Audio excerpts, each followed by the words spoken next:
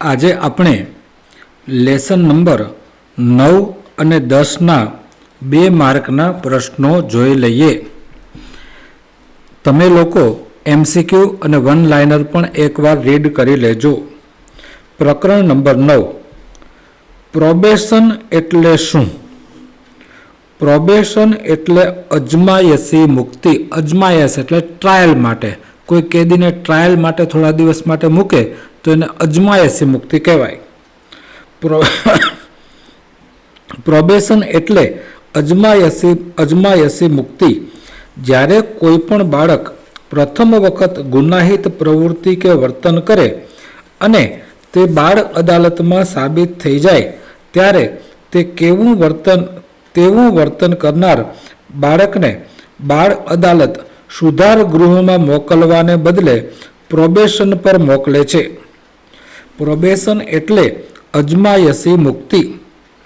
જ્યારે કોઈ પણ બાળક પ્રથમ વખત ગુનાહિત પ્રવૃત્તિ કે વર્તન કરે અને તે બાળ અદાલતમાં સાબિત થઈ જાય ત્યારે તેવું વર્તન કરનાર બાળકને બાળ અદાલત સુધાર ગૃહમાં મોકલવાને બદલે પ્રોબેશન પર મોકલે છે.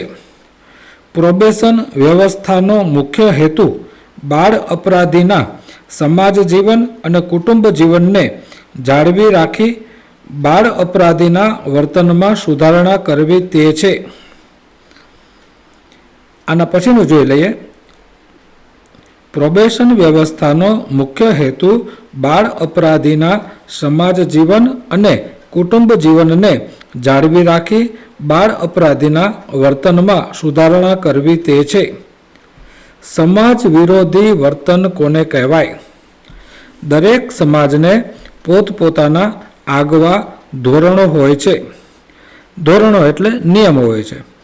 આ ધોરણોમાં લોકરીતિઓ, રિવાજો, મૂલ્યો, ટ્રાફિકના નિયમો અને રાજ્ય ઘડેલા કાયદાઓનો વગેરેનો સમાવેશ થાય છે. દરેક સમાજના સભ્યો પોતાના સમાજમાં પ્રવર્તતા સામાજિક ધોરણોનો સ્વીકાર કરી ધોરણોની મર્યાદામાં રહી તે મુજબ પોતાનો વર્તન વ્યવહાર ગોઠવે તો તેને ધોરણ અનુરૂપ વર્તન કહેવાય. સમાજના તમામ સભ્યો દ્વારા હંમેશા ધોરણ અનુરૂપ વર્તન થતું હોય તેવું જોવા મળતું નથી.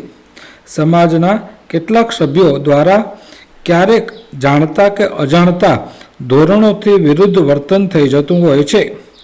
આવા સામાજિક ધોરણથી વિરુદ્ધના વર્તનને સામાજિક ધોરણભંગ વર્તન કે સમાજ વિરોધી વર્તન કહે છે. એનોમી એટલે શું? મર્ટને સમાજના ધોરણભંગના વર્તનને સમજાવવા માટે સામાજિક સંરચનાના ખ્યાલનો ઉપયોગ એનોમી તરીકે કર્યો છે.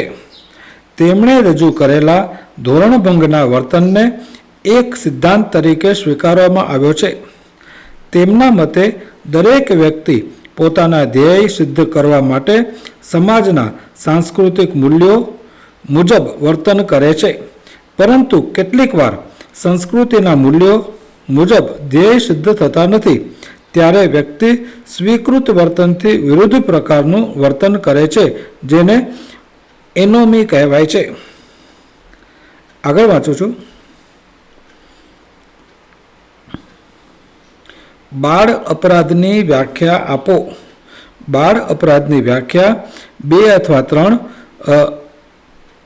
વ્યક્તિઓએ આપી છે. બાળ અપરાધનો ખ્યાલ ઉંમર સાથે જોડાયેલો છે. સામાન્ય રીતે 7 થી 18 વર્ષની વચ્ચેની ઉંમર ધરાવતી વ્યક્તિના ગેરકાનૂની વર્તનને બાળ અપરાધ કહે છે. આપણે તેની વ્યાખ્યા જોઈએ. સમાજશાસ્ત્રના કોષ મુજબ બાળ અપરાધ અમુક ઉંમરથી નીચેની ઉંમરના બાળકો અને કિશોરોના એવા સમાજ વિરોધી કૃત્યો સૂચિત કરે છે કે જે સ્પષ્ટ રીતે કાયદાથી પ્રતિબિંબ થયેલા હોય છે અથવા કાયદામાં જે કૃત્યોનું અર્થઘટન અપરાધ તરીકે કરીને તેની સામે કોઈ સત્તાવાર પગલાં નક્કી કરવામાં આવ્યા હોય તેવા કૃત્યો. હજી એક જોઈ લઈએ. બાળ અપરાધ એ બાળકે કરેલું એવું વર્તન છે જેની સામે કાયદાના આધારે કામ ચલાવવામાં આવે છે, જેની સામે કાનૂની કાર્યવાહી કરવાનું જરૂરી બને એવા બાળકના ગંભીર સમાજના સ્વરૂપના સમાજ વિરોધી મનોભાવને બાળ અપરાધ તરીકે ઓળખી શકાય. સામાન્ય રીતે 7 થી 18 વર્ષ વચ્ચેની ઉંમર ધરાવતી વ્યક્તિ માટે બાળ અપરાધ કહે છે. આગળ જોઈએ. સામાજિક ધોરણભંગની વ્યાખ્યા આપો. સામાજિક ધોરણભંગ એટલે સમાજ માન્ય ધોરણ એટલે નિયમ, સમાજ માન્ય નિયમોનો ભંગ કરતું વર્તન. પ્રત્યેક સમાજમાં સમાજ વ્યવસ્થાના સંચાલન માટે તથા સભ્યોના વર્તનના નિયંત્રણ માટે ચોક્કસ સામાજિક ધોરણો એટલે કે નિયમો હોય છે. સમાજના નિયમો, ઉપનિયમો, મૂલ્યો, પરંપરા, રૂઢિ, રિવાજ વગેરે લોકો ભૂલી જાય ત્યારે સામાજિક ધોરણભંગ થાય છે. સામાજિક ધોરણભંગ વર્તનની વ્યાખ્યા. કેટલાક સમાજશાસ્ત્રીઓએ આપેલી સામાજિક ધોરણભંગની વર્તનની વ્યાખ્યાઓ નીચે મુજબ છે. નંબર 1, સમાજના ધોરણોનું અનુકરણ કરવાની કોઈપણ નિષ્ફળતા એટલે સામાજિક ધોરણભંગ. સમાજ દ્વારા અમાન્ય કે પ્રતિબંધિત દિશામાં સભ્યોને સામાજિક વ્યવહાર સહ્ય વર્તન સીમાની બહાર જાય ત્યારે તેને સામાજિક ધોરણભંગ કહેવાય. સમાજ દ્વારા અમાન્ય કે પ્રતિબંધિત દિશામાં સભ્યોનો સામાજિક વ્યવહાર સહ્ય એટલે સહન કરી શકાય તેવા વર્તનની સીમાની બહાર જાય તેને સામાજિક ધોરણભંગ કહેવાય. આગળ વાંચું છું. યુવા અજંપાનો અર્થ આપો. યુગ પરિવર્તનના સ્પર્ધાત્મક સંજોગોમાં યુવાનોના જીવનમાં ઈચ્છાઓ, અપેક્ષાઓ કે ધ્યેય પ્રાપ્ત કરવાના માર્ગમાં કોઈ અંતરાય કે અવરોધ અનુભવે ત્યારે તેની અસર તેના માનસ પટ પર થાય છે. યુવા વર્ગના માનસમાં ધ્યેય પ્રાપ્તિની વંચિતતાની જે અસર ઉદ્ભવે છે તેને અસંતોષ કહે છે. યુવાનોનો આ અસંતોષ એટલે યુવા અજંપો.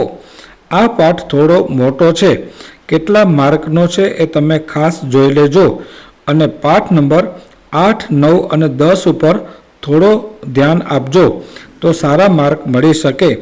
કાંઈ ડાઉટ હોય તો પૂછી લેજો, પણ આ પાઠ થોડો મોટો છે. એમાં આપણે કયા કયા પ્રશ્નો કર્યા છે તેની જરા વાત કરી લઈએ. આપણે જોયું પ્રોબેશન એટલે શું એનો ખાસ અભ્યાસ કર્યો. સમાજ વિરોધી વર્તન કોને કહેવાય એ આપણે જોયું. એનોમી એટલે શું એ પણ આપણે જોયું. આ ઉપરાંત આપણે બાળ અપરાધની વ્યાખ્યા પણ જોઈ. બાળ અપરાધ એટલે શું એની વ્યાખ્યા પણ જોઈ. આ ઉપરાંત સામાજિક ધોરણભંગની વ્યાખ્યા પણ આપણે જોઈ. આ બધા પ્રશ્નો આપણે જોઈ લીધા છે. યુવા અજંપાનો અર્થ પણ જોયો. આ પાઠ તમે અત્યારે જોઈ લેજો, ખાસ કરીને વિકલ્પો 1 માર્કના, 2 માર્કના વગેરે. હવે આપણે આના પછીના વિડીયોમાં પ્રકરણ નંબર 10 જોઈએ. ફરી મળીએ નેક્સ્ટ વિડીયોમાં. આભાર.